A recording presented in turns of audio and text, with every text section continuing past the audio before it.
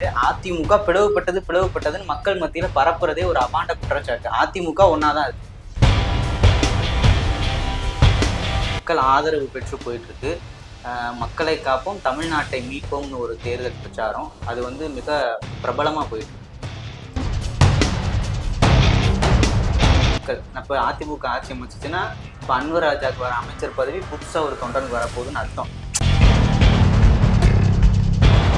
இதே டிவிக கட்சியில இருக்க அந்த ஆதவ அர்ஜுனாவும் நம்மளுடைய புஷி ஆனந்த் அண்ணனும் அப்படி நடந்து வரும்போது ஒரு வீடியோ வச்சு பாத்தீங்களா, எடப்பாடிக்கெல்லாம் யாருங்க வரப்போறா அப்படின்னு ஒரு ஏளன பேச்சு ஒரு 2-3 மாசத்துக்கு முன்னாடி. இப்ப பேச சொல்லுங்க,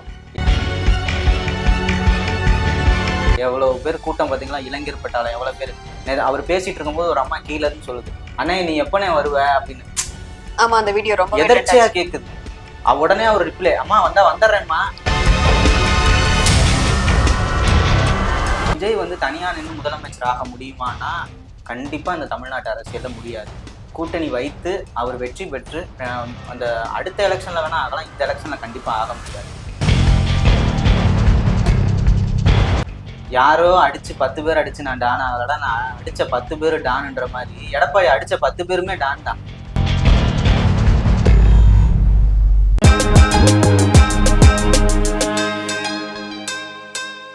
நம்ம அரசியல் சார்ந்து வந்தோம்னா அதிமுகல வந்து நீங்க இணைய போறதா சொல்லியிருந்தாங்க.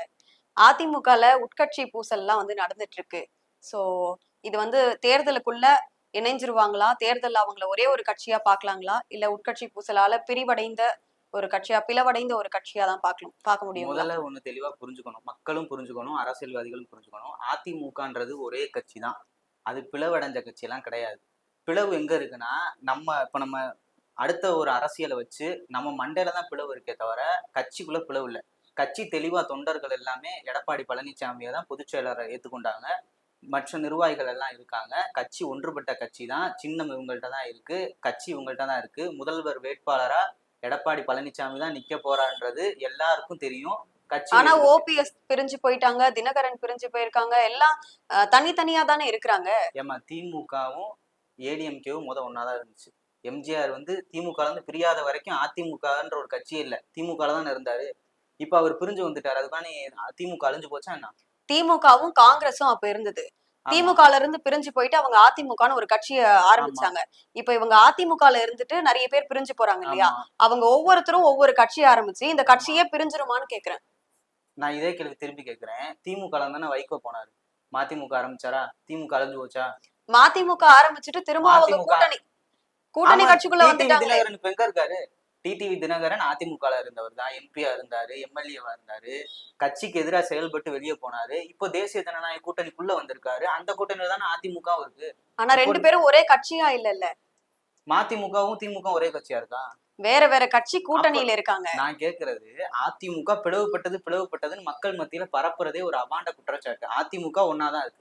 ஒன்னா இருக்குன்னு அவங்க சொல்லலையே. ஒன்னா இருக்குன்னு இபிஎஸ் தரப்புல இருந்து சொல்லல, ஓபிஎஸ் தரப்புல இருந்து சொல்லல, தினகரன் தரப்புல இருந்து சொல்லல.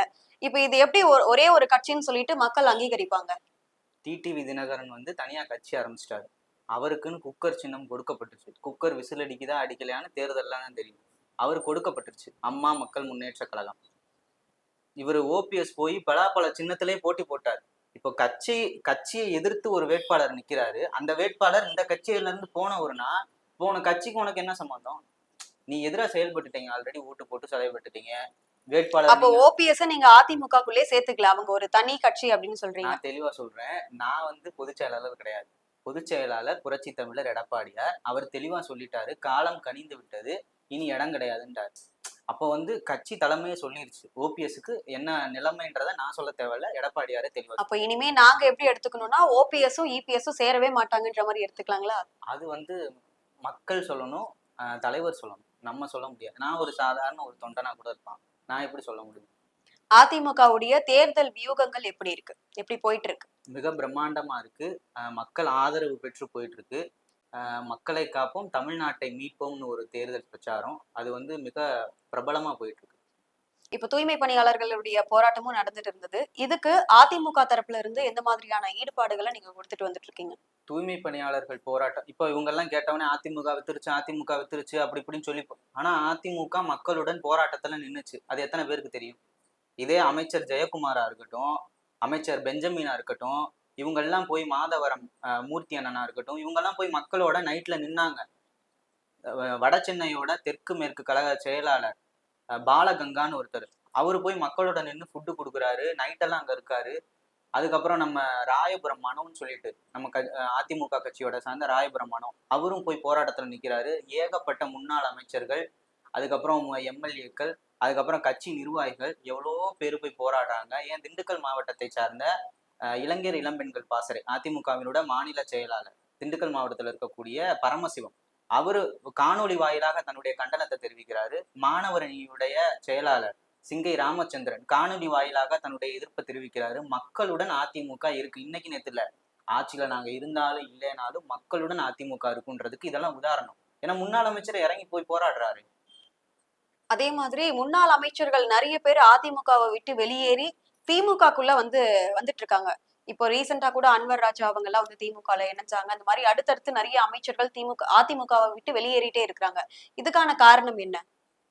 இதுக்கான காரணம் என்னன்னா, அடுத்ததும் திமுகவே வெற்றி அடையும் அப்படின்றதுக்காக ஒருவேளை அங்கிருந்து வெளியேறி இந்த கட்சியிலே நம்ம இருந்துடலான்றதுக்காக வராங்களா?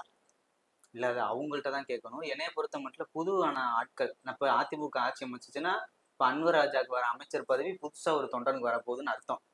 இப்ப நீ இடம் காலி ஆயிடுச்சுன்னா அண்ணன் காலி ஆயிட்டான்னா தின்ன பிரியாயிருமா, அது ஒரு பழமொழி இருக்குல்ல, அது மாதிரி அண்ணன் எப்ப காலியாவான், அது பழமொழி சொல்லுங்க.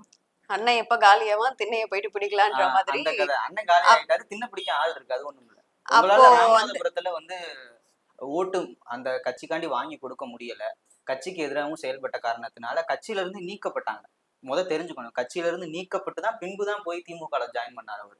அதனால அவங்க பதவிக்காண்டி போகலாம். இப்போ திமுக அமைச்சரவையில இருக்க பெரும்பாலான அமைச்சர்கள் முன்னாடி புரட்சி தலைவி அம்மாவோட அமைச்சரவையில இருந்தவர்கள் தான். இங்க இருந்து பயிற்சி பெற்றுட்டு போய் தான் இப்ப அமைச்சரவையில இருக்காங்க. 2026ல யார முதலமைச்சரா நாங்க வருவாங்கன்னு எதிர்பார்க்கலாம்? என்னோட கணிப்பு கேக்குறீங்களா இல்ல உங்களோட கணிப்பு? மக்களுடைய கணிப்பு எதுவா இருக்கும்னு சொல்லிட்டு நீங்க சொல்லுங்க. மக்களோட கணிப்பு ஓட்டு போடுறதுக்கு அப்புறம் தான் தெரியும். அப்போ உங்களுடைய கணிப்பு சொல்லுங்க. என்னோட கணிப்பு எடப்பாடி பழனிசாமி அவர்கள் தமிழ்நாட்டினுடைய முதலமைச்சரா கண்டிப்பா அமருவாருன்னு எனக்கு நம்பிக்கை இருக்கு. காரணம் ஒரு பாவப்பட்ட ஒரு குடும்பம், ஒரு விவசாய குடும்பத்துல இருந்து வந்தவர், படிப்படியா மேல வந்தவர். அவர் எவ்வளவு விமர்சனம் பண்றாங்க, அவர் இப்படி பாவம் மாதிரி பேசுறாரு, பொட்டு வச்சிருக்காரு, ஹோட்டல் ஓனர் மாதிரி இருக்காரு. ஆனா அவரோட ஆட்சியை யாருமே விமர்சிக்க மாட்டேங்கிறாங்க. இந்த ஊழல் நடந்துச்சுன்னு யாராவது இது வரைக்கும் சொல்லியிருக்காங்களா? இல்ல. இப்படி சுத்துனாரு அப்படி சுத்துனாருன்னு தான் சொல்றாங்க. ஆனா அவரோட பர்சனல் அப்பியரன்ஸை வச்சு விமர்சனம் பண்ற நம்ம அவரோட ஆட்சியை பத்தி விமர்சனம் பண்ணல. அதனால கண்டிப்பா அவர் தான் ஜெயிப்பார். ஏன்னா மக்கள் ஆதரவு இருக்கு. நீங்க அந்த மக்களை காப்போம் தமிழ்நாட்டை மீட்போம் அந்த பயணத்துல எல்லாம் பாத்தீங்கன்னா கால் இல்லாதவங்க அந்த ஸ்டிக்கு ஊனிட்டு அவர் பேசுறத பாத்துட்டு இருக்காங்க. நேத்து எனக்கே ஒரு மாதிரி பிரமிப்பா. ஆனா திமுகவுடைய பரப்புரையிலுமே மக்கள் வராங்க, தமிழக வெற்றி கழகத்துடைய பரப்புரையிலுமே அவங்க ஒவ்வொரு டைம் போயிட்டு மக்களை பார்க்கும் போதுமே வராங்க இல்லையா? தேமுதிகவும் இப்ப போயிருக்காங்க. ஒவ்வொரு கட்சியுமே அவங்க ஆரம்பிச்சுட்டாங்க இப்பவே பரப்புரை பண்றதுக்கு. எல்லாருக்குமே மக்கள் வராங்கல்ல, அதையே நம்ம அதிமுக மட்டும் ஸ்பெசிபிக்கா பாக்கணும்னு சொல்றேன். நீங்க தானே சொன்னீங்க அதிமுக பிளவுபட்டு போச்சு, மக்கள் ஆதரவு கிடைக்காது, எடப்பாடியார்லாம் ஒரு தலைவர். மக்கள் ஆதரவு கிடைக்காதுன்னு நாங்க சொல்லல. இந்த அரசியல்வாதிகள் தானே சொன்னாங்க. தமிழ்நாட்டுல இருக்கவங்க இதே டிவி கட்சியில இருக்க அந்த ஆதவ அர்ஜுனாவும் நம்மளுடைய புஷி ஆனந்த் அண்ணனும் அப்படி நடந்து வரும்போது ஒரு வீடியோ வந்து பாத்தீங்களா, எடப்பாடிக்கெல்லாம் யாருங்க வரப்போறா அப்படின்னு ஒரு ஏளன பேச்சு ஒரு 2-3 மாசத்துக்கு முன்னாடி. இப்ப பேச சொல்லுங்க, எவ்வளவு பேர் கூட்டம் பாத்தீங்களா, இளைஞர் பட்டாளம் எவ்வளவு பேர். அவர் பேசிட்டு இருக்கும்போது ஒரு அம்மா கீழ இருந்து சொல்லுது, அண்ணே நீ எப்பனே வருவ அப்படின்னு. ஆமா, அந்த வீடியோ ரொம்ப எதர்ச்சியா கேக்குது. உடனே அவர் ரிப்ளை, அம்மா வந்தா வந்துடுறேன்மா. ஒரு குழந்தை கேட்ட வீடியோ. ஒரு குடும்பம் அதிமுகன்றது மக்களுடன் மக்களாக இணைந்திருக்கு. அந்த குடும்பத்தை கண்டிப்பா ஆட்சி அமைக்கும். இது மக்கள்கிட்ட பாசிட்டிவ் கார்னர் எப்பயுமே அதிமுக இருக்கு. இப்ப இவங்கதான் சொன்னாங்க எடப்பாடிக்கெல்லாம் ஆள் கூட்டம்லாம் சேராதுன்னு, இந்த சேருது இல்ல, இவ்வளவு மக்கள் வராங்கல்ல, எவ்வளவு மக்கள் ஆதரவு. அவங்களோட மலையில அன்னைக்கெல்லாம் மலையில திருநெல்வேலியில மலையில நின்று பேசுறாரு, அவ்வளவு மக்கள் ஒரு நகலை கூட இல்லை, அவ்வளவு பேர் நிக்கிறாங்க. ஏன்னா சட்டம் ஒழுங்கு சீர்கட்டு விட்டது, மீண்டும் அதிமுக ஆட்சி வரணும் அப்படின்றதுல தெளிவா இருக்காங்க. புதியதா கட்சி ஆரம்பிச்சிருக்கிற விஜய் அவர்களுடைய கட்சிக்கு எந்த அளவுக்கு வாக்கு சேரும் நினைக்கிறீங்க? அவங்க முதலமைச்சரா வர்றதுக்கு வாய்ப்பு இல்லைங்களா? அதாவது இப்போ எனக்கு விருப்பம் எடப்பாடி பழனிசாமி ஐயா முதலமைச்சரா வரணும் அப்படின்றது. இப்போ விஜய விரும்புறவங்க, விஜய மக்களா முதலமைச்சரா ஏத்துக்கிற மக்கள் இருக்காங்க. அவங்க விருப்பப்பட்டா போடுறாங்க ஓட்டு. ஆனா ஒண்ணு நல்லா தெரிஞ்சுக்கணும், விஜய் தனியா நின்று முதலமைச்சர் ஆக முடியுமானா கண்டிப்பா இந்த தமிழ்நாட்டு அரசியல்ல முடியாது. கூட்டணி வைத்து அவர் வெற்றி பெற்று அந்த அடுத்த எலெக்ஷன்ல வேணா ஆகலாம், இந்த எலெக்ஷன்ல கண்டிப்பா ஆக முடியாது. அது வந்து நல்லாவே எனக்கு இந்த எலெக்ஷன்ல அப்ப எதிர்க்கட்சியா ஆகுறதுக்கு வாய்ப்பு இருக்குங்களா? எதிர்க்கட்சியாக வந்து ஆளுங்கட்சியாகவும் ஒரு திராவிட கட்சி தான் இருக்கும் அதிமுக, எதிர்க்கட்சியாகவும் ஒரு திராவிட கட்சி தான் இருக்கும். அது அப்ப திமுகவா? தமிழகத்துல திராவிட கட்சி மட்டும்தான் அடுத்தடுத்து ஆளணும், அடுத்தடுத்து எதிர்க்கட்சியாவுமே இருக்கணும் அப்படின்னு சொல்லிட்டு ஏதாவது கோட்பாடு இருக்குங்களா என்ன? ஆமா, திராவிட கட்சிகள் தான் ஆளும், திராவிட கட்சிகள் தான் இந்த நாட்டில் இருக்கணும். அதுதான் இந்த நாட்டுக்கும் நல்லது. எதிர்க்கட்சியாக வேறொரு சித்தாந்தம் கொண்ட ஆளும் கட்சியாகவோ எதிர்க்கட்சியாகவோ வேறொரு சித்தாந்தம் கொண்ட கட்சி இந்த நாட்டுல உட்கார்ந்துச்சுன்னா அது பல பிளவுவாதங்களுக்கு வழிவகுக்கும். இப்ப திமுக எது ஆளுங்கட்சினா அதிமுக எதிர்க்கட்சி, அதிமுக ஆளுங்கட்சினா திமுக எதிர்க்கட்சி, இப்படி அப்போ திராவிட கட்சிகள் தான் நாம் தமிழர் கட்சியோ இல்ல தமிழக வெற்றி கழகமோ ஆட்சிக்கு வந்தா பிளவுவாதங்கள் ஏற்படும்னு சொல்ல வரீங்களா? தமிழக வெற்றி கழகம்ன்றது அவங்க தான் சொல்லியிருக்காங்கல்ல, எங்களுக்கு ஒரு கண்ணு திராவிடம் ஒரு கண்ணு தமிழ் தேசியம். இப்போ அவங்கள பத்தி நம்ம இப்போ தமிழ் தேசியம்ன்றது அது ஒரு அந்த என்ன மாதிரியான அரசியல்னு எனக்கு தெரியல. இப்போ நாங்க பிற மொழி பேசக்கூடிய மக்களும் தமிழ்நாட்டுல இருக்காங்க. ஆனா நாங்க அவங்கள தமிழரா ஏத்துக்க மாட்டோம்னு சொல்றீங்க. பல 100 ஆண்டுகளா இங்க வாழ்றாங்க. அப்ப யார் தமிழர்ன்ற ஒரு கோட்பாடே இங்க இல்ல. அது அது விளக்கமே இல்லாத பொழுது எப்படி நம்ம நாம் தமிழரை ஏத்துக்க முடியும்? இப்ப நீங்க தெலுங்கு தமிழக பேசுறீங்க. வெற்றி கழகத்தை ஆ? தமிழக வெற்றி கழகம் ஒருவேளை தமிழக ஆட்சிக்கு வெற்றி கழகம் தெளிவா சொல்லிருச்சுல, எங்கள் கொள்கை தலைவர்கள் இவங்க தான், திராவிடமும் நாங்கள் தான், தமிழ் தேசியமும் நாங்கள் தான், எங்க 2 கண்கள் சொல்லிடுச்சு. அதனால அவங்க ஒண்ணும் நமக்கு பிரச்சனை கிடையாது. தமிழக வெற்றி கழகம் அதிமுக கூட கூட்டணி சேருமா? இது என்னமோ நான் பொதுச் செயலாளர் மாதிரி இப்ப நான் கையெழுத்து போட்டு வர மாதிரி. அது வந்து பொதுச் செயலாளர் முடிவெடுக்கணும். ஆனா என்னுடைய தனிப்பட்ட விருப்பம் தமிழக வெற்றி கழகம் அதிமுகவோட இணைஞ்சு, என்னன்னா இப்போ ஒரு கட்சியை பெரிய கட்சியை எதிர்க்க போறோம்னா மற்ற கட்சிகள்லாம் ஒண்ணு சேர்ந்தா மட்டும்தான் அந்த கட்சியை வீழ்த்த முடியும். ஏன்னா இப்ப திமுக சாதாரணமாலாம் கிடையாது. திமுகன்றது மிகப்பெரிய ஒரு கட்சி. அந்த கட்சி வந்து பல 100 ஆண்டு காலமா இந்த நாட்டுல இருக்கு. புரியுதுங்களா? அப்போ வந்து அந்த கட்சியை வீழ்த்தணும்னா மிகப்பெரிய கூட்டமைப்பு தேவை. அந்த கூட்டமைப்பு அதிமுகவின் தலைமையில அணிவகுத்தா ரொம்ப நல்லா இருக்கும்னு நான் சொல்றேன். ஒருவேளை நீங்க சொன்ன மாதிரி திமுகவை எதிர்த்து கூட்டணி வச்சு தமிழக வெற்றி கழகமும் அதிமுகவும் வெற்றி அடைஞ்சிடுறாங்க. வெற்றி அடைஞ்சதுக்கு அப்புறமா முதலமைச்சர் அரியணையில எடப்பாடி பழனிசாமி இருப்பாங்களா இல்ல தமிழக வெற்றி கழகத்துடைய தலைவரான விஜய் இருப்பாங்களா? இப்போ முதலமைச்சர் ஸ்டாலின் கூட்டணி வச்சு ஆட்சி பிடிச்சார் 2021. இப்போ ஸ்டாலின் அமைச்சரவையில ஸ்டாலின் முதலமைச்சரா இருக்காரா, இல்ல எங்களுடைய தாய்மாமன் திருமாவளவன் முதலமைச்சரா இருக்காரா? ஸ்டாலின் தான். அப்புறம் ஆனா எப்படி கேக்குறீங்க? அதுக்கு வந்து இல்ல, இதை திருமாவளவன் மட்டும் நீங்க ஒற்றுக்கொண்டாரு. தெளிவா பேசுறீங்க. ஸ்டாலின் தான் முதலமைச்சர் ஆவாருன்னு நீங்க சொல்றீங்க. அதுக்கு திருமாவளவன் ஒற்றுக்கிட்டாரு. ஆமா, முதலம் இப்ப இங்கேயும் ஸ்டா ஒத்துக்கிட்டாங்கல்ல. அமித்ஷாவே வந்து சொல்றாருல்ல, இப்போ இந்த ஒரு படத்துல சொல்ற மாதிரி, யாரோ அடிச்சு 10 பேர் அடிச்சு நான் டான் ஆகலடா, நான் அடிச்ச 10 பேரு டான்ன்ற மாதிரி எடப்பாடி அடிச்ச 10 பேருமே டான் தான். அமித்ஷாவே இங்க வந்து சொல்றாருல்ல, சென்னையில வந்து இப்போ 2, 3 மாசம் முன்னாடி தான் சொல்லிட்டு போனாரு. அதிமுகவின் தலைமையில தான் தமிழ்நாட்டுல கூட்டணி, அதிமுகவை சார்ந்த எடப்பாடி பழனிசாமி தான் முதல்வர் வேட்பாளர்னு சொல்லிட்டு இந்தியாவினுடைய சாணக்கியரே வந்து சொல்லிட்டு போறாருன்னா, அப்ப பாத்துக்கோங்க, அடிச்ச 10 பேருமே டான் தான். ஓகே. இப்போ அதிமுகவுடைய தேர்தல் பிரச்சாரம் வந்து 2025க்கு கடைசியில தான் வந்திருக்குன்னு சொல்லிட்டு நிறைய விமர்சனங்கள்லாம் எழுந்துட்டே இருந்தது. இவ்வளவு நாள் இவர் எங்க போயிருந்தாரு? இப்ப கடைசி கொஞ்ச நாள்ல தான் எழுந்து வருவாரா? அப்படின்ற மாதிரியான விமர்சனங்களை நம்ம தொடர்ந்து பார்த்துட்டே தான் இருந்தோம். இதுக்கான காரணம் என்ன? இதுக்கான காரணங்கள் வந்து மக்களோட மக்களா மக்கள் பணியாற்றிட்டு இருக்கோம் நாங்க. எல்லா போராட்டங்களையும் முன்னெடுத்து சட்டமன்றத்துல மக்களுடைய கோரிக்கைகள் வைத்து இவ்வளவும் பண்ணிட்டு இருக்க அதிமுகவை ஏன் இப்போ வந்து தேர்தல் பிரச்சாரம் பண்ண போறீங்கன்னா, பரீட்சை நாளைக்கு வருது, இன்னைக்கு படிக்கிறோம். எங்க தாய்மாமன் திருமாவளவன் சொன்ன மாதிரி, பரீட்சைக்கு முன்னாடி தான் நாங்கெல்லாம் படிப்போம்னு சொன்னார். அது மாதிரி பரீட்சை நாளைக்கு வரும்போது இன்னைக்கு படிக்கிறோம்.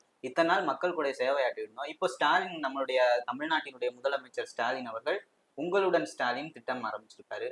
போராட்டத்துல ஒரு பெண்மணி கேட்டாங்க, அப்போ இவ்வளவு நாள் எங்களோட இல்லாம நீங்க எங்க இருந்தீங்க? அந்த கேள்வி ஒண்ணு இருக்குல்ல. அப்ப அதை நீங்க யாருமே கேட்க மாட்டேங்கிறீங்க. திருநெல்வேலியில இப்ப ரீசெண்டா ஒரு பட்டமளிப்பு விழால ஒரு மாணவி என்ன பண்ணியிருந்தாங்கன்னா, ஆர்.என். ரவி அவங்க கிட்ட வந்து பட்டத்தை பெறாம அங்க இருக்கிற வேற சில ப்ரொஃபசர் கிட்ட போயிட்டு அந்த பட்டமளிப்பு விழால பட்டம் வாங்கிட்டு கீழே போறாங்க. கீழே போனதுக்கு அப்புறம் அது வந்து எல்லா செய்தி ஊடகங்களாலும் பார்க்கப்படுற ஒரு விஷயமா மாறிடுச்சு. அப்ப அவங்க என்ன சொன்னாங்கன்னா, எனக்கு வந்து ஆர்.என். ரவி கிட்ட இருந்து வாங்க விருப்பம் இல்ல. ஒரு ஆளுநரா தமிழ்நாட்டுக்கும் தமிழுக்கும் அவங்க என்ன பண்ணியிருக்காங்க அப்படின்ற மாதிரி சொல்லியிருந்தாங்க. அது மட்டும் இல்லாம நான் வந்து ஒரு திராவிட மாடல் ஆட்சியை வந்து நம்புறேன். சோ வந்து என்னால ஆளுநர் கிட்ட இருந்து வாங்க முடியாது. ஏன் இங்க வேற ஆளுங்களே இல்லையா அப்படின்ற மாதிரி பேசியிருந்தாங்க. இது திராவிட கட்சிகளால, அதாவது திமுகவால வந்து ரொம்பவே ஆதரவு பெற்ற ஒரு பைட்டாவே இருந்தது, ஒரு பேட்டியாவே இருந்தது. அதிமுகல இருந்து உங்களுடைய கருத்து என்ன? இந்த மாதிரி ஒரு மாணவி போயிட்டு ஆளுநர் கையில இருந்து வாங்க முடியாது அப்படின்னு சொல்லிட்டு மறுக்கிறதோ, நான் திராவிட மாடல் ஆட்சியை நம்புறேன், அதனால ஆளுநர் கிட்ட வாங்க மாட்டேன்னு சொல்றது சரியான ஒன்றா இருக்குமா? அதாவது சபை நாகரிகம்னு ஒண்ணு இருக்கு. நம்முடைய கொள்கைகள் இப்போ என்னைய போய் வாங்க சொன்னாலும் நான் வாங்க மாட்டேன். காரணம் நமக்குன்னு ஒரு கொள்கைகள் இருக்கு, சபை நாகரிகமும் ஒண்ணு இருக்கு. இப்போ அந்த அம்மா வந்து படிச்சு பட்டம் வாங்கியிருக்காங்க. அவங்கள போய் நீ வந்து இவங்க கையால தான் வாங்கணும்னு சொல்றதுக்கு எனக்கு உரிமை கிடையாது, இங்க யாருக்கு உரிமை கிடையாது. ஒரு பெண்மணி படிச்சு வாங்குறது அவங்களோட பட்டம். அவங்க யார் கையால வாங்கணும்னு முடிவெடுக்கிறது அவங்க தான். அவங்க எந்த கட்சியில வேணா இருக்கணும். இப்ப பல பேர் என்ன சொல்லிட்டு இருக்காங்கன்னா, அவங்க திமுக நிர்வாகியினுடைய மனைவி, திமுக கட்சியை சார்ந்தவங்கன்னு சொல்லிட்டு இருக்காங்க. அவங்க எந்த கட்சியில இருந்தாலும் பட்டம் யார் கையால வாங்கணும்ன்றது அவங்க தான் முடிவு பண்ணணும். அவங்க கணவர் கூட முடிவு ஆனா பண்ண முடியாது. அப்படி ஒவ்வொருத்தரும் தனித்தனியா முடிவு பண்ணிட்டு வரும்போது, இப்ப நான் ஒரு சில அரசியல் தலைவரை நினைச்சிட்டு வருவேன்.